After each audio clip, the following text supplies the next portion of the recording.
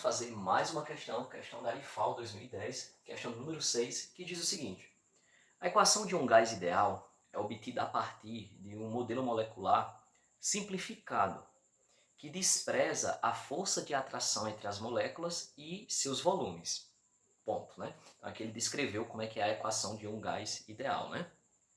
No século XIX, o alemão Van der Waals introduziu correções nas duas aproximações consideradas acima, né? Então, no caso aqui, as aproximações consideradas acima seria aqui, no caso, força de atração entre as moléculas e os volumes, né? Que as moléculas ocupam, né? Coisa que é desprezado pela equação de um gás ideal. E aí ele diz assim,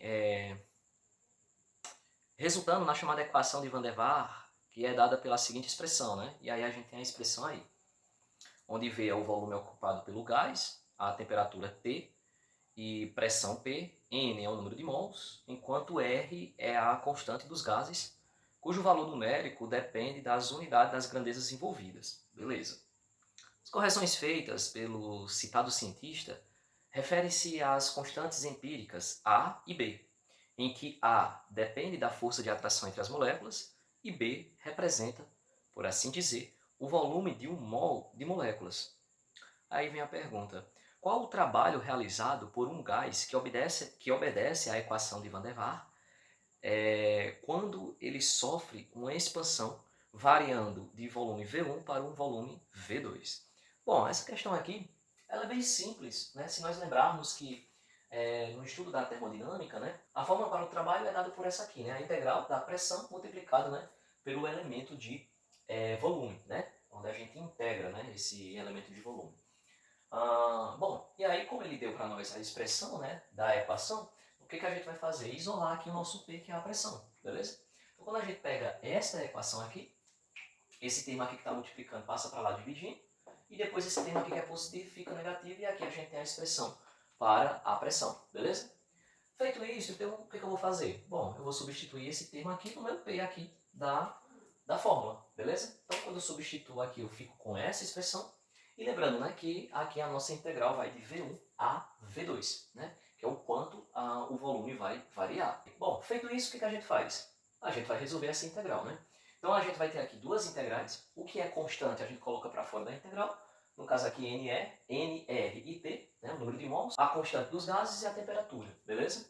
E aí a gente vai ficar com essa integral aqui, dV dividido por V menos NB, isso aqui vai ficar menos A que multiplica n ao quadrado, né?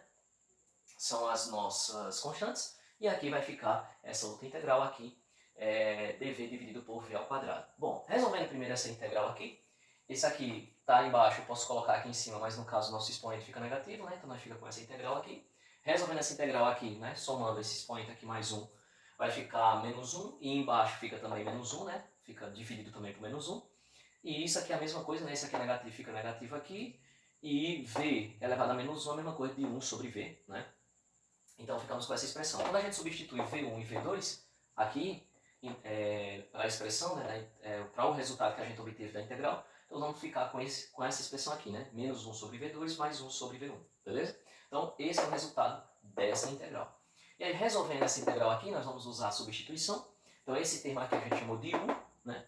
E a derivada de 1 em relação a V, no caso vai dar 1, né? E aí o dv passa para o outro lado multiplicando por 1, então du vai ser igual a dv. Então, substituindo aqui, no lugar de dv botamos du, e no lugar de v menos n multiplicado por b nós colocamos o u. E aí a gente sabe que isso aqui, o resultado dessa integral aqui vai ser ln de u, né? Em relação ao volume V2 e V1, beleza?